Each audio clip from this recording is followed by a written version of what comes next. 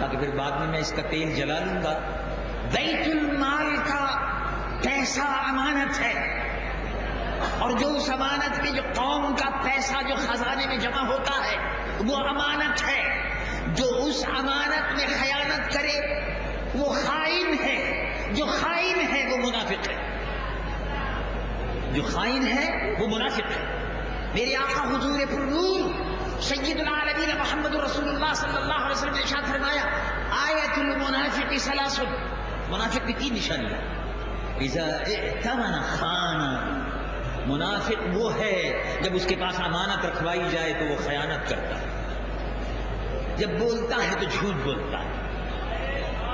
اور جب عہد کرتا ہے تو فساد پھیلاتا ہے۔ اذا عہد غدر، اس سے پھر جاتا ہے، مکر جاتا ہے۔ منافق جب منافق قیادت قومی اسمبلی میں بیٹھے گی،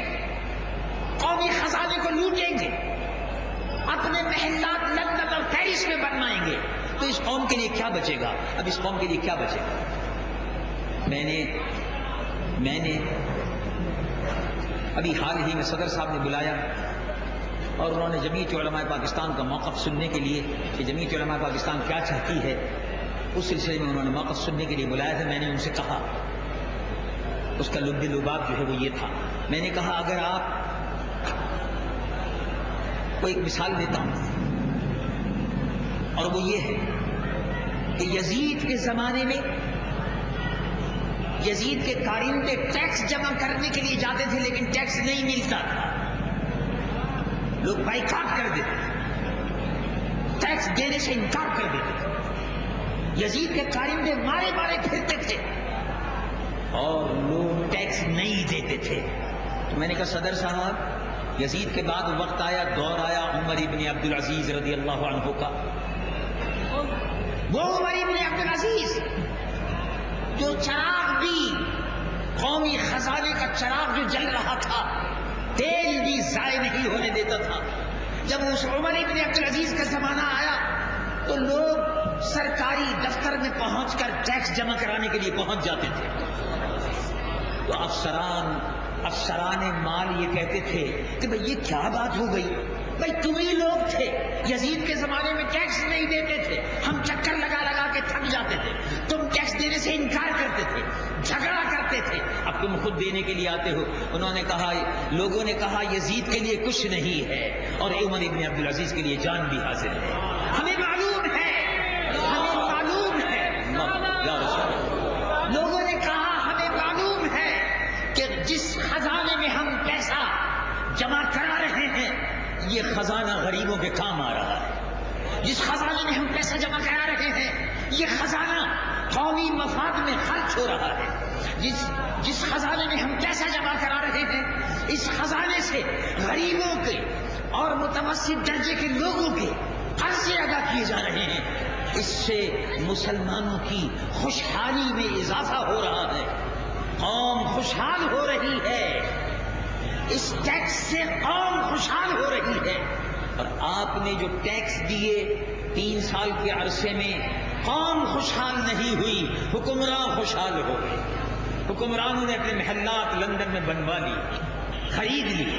فرانس میں زمینیں خرید لی، امریکہ میں اور یورپ میں عیاشیوں کے اڈے اور ہوٹل خرید لیے، یہ پیسہ لوٹا ہوا پاکستان کا، غریبوں کا، آپ کی حلال کی کمائی، آپ کا پیسہ قومی اسمبلی میں جا کر 3 سالہ دور حکومت میں پیپلز پارٹی نے اس ملک کے عوام کے ساتھ میں جو سب سے بڑا ظلم کیا وہ یہی تھا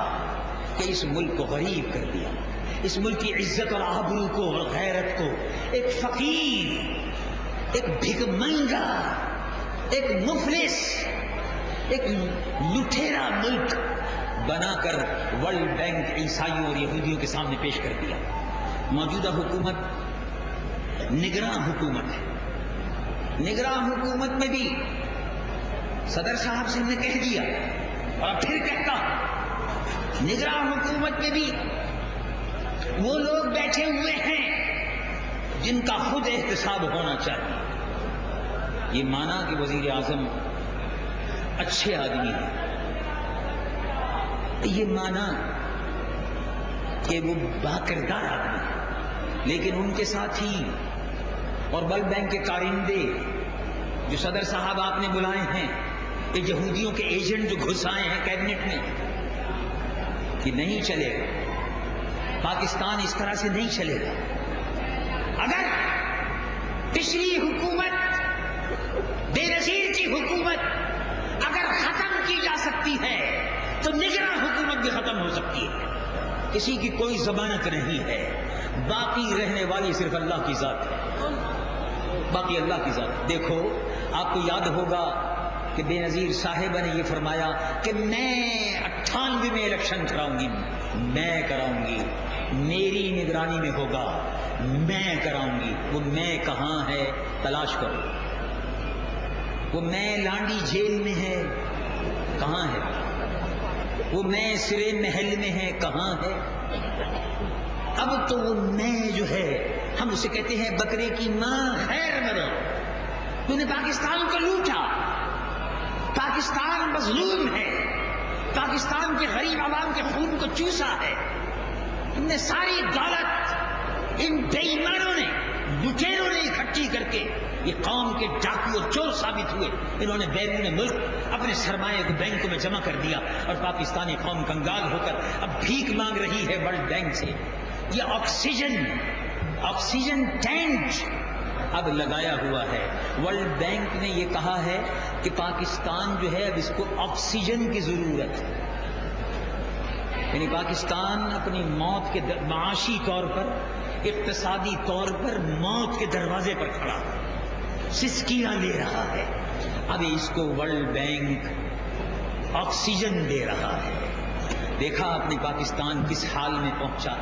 اور کس حال میں ان لوگوں نے پہنچایا۔ یہ بڑے بڑے سرمایہ دار، یہ لٹیرے،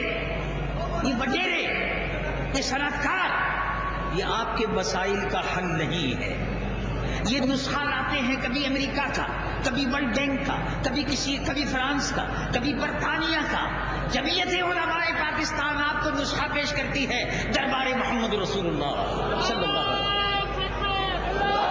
نظام مصطفیٰ، جمعیت علماء پاکستان کا نسخہ ہے نظام مصطفیٰ کا، کملی والے کا نسخہ شفا۔ اب آپ خود سوچ لو، اچھی طرح فیصلہ کر لو میرے عزیز۔ اگر یہ اسمبلی پھر وہی لٹیرے آئے تو پھر ٹوٹے گی۔ اگر چاہتے ہو تو دیانتدار، باکردار، برادری سے بے نیاز ہو کر، قبیلے سے بے نیاز ہو کر، لسانیت سے بے نیاز ہو کر، یہ سمجھ کر کہ اسلام تمہارے حقوق کا سب سے بڑا محافظ ہے۔ کیا ایک مسلمان کی حیثیت سے ہمارا یہ ایمان ہے یا نہیں ہے کہ اگر مجھ کو کچھ مل سکتا ہے، اگر مجھ کو میرا حق مل سکتا ہے تو حق دینے والوں میں سب سے بہتر حق دینے والا مصطفیٰ صلی اللہ علیہ وسلم، رسول اللہ سے بہتر، رسول اللہ سے بہتر کوئی حق دینے والا نہیں ہے۔ رسول اللہ صلی اللہ علیہ وسلم، مسلمانوں تمہارے بنیادی حقوق کے ضامن ہیں، تمہارے روٹی کے بھی اور کپڑے کے اور مکان کے ضامن ہیں۔ نظام مصطفیٰ اگر نافذ ہوتا ہے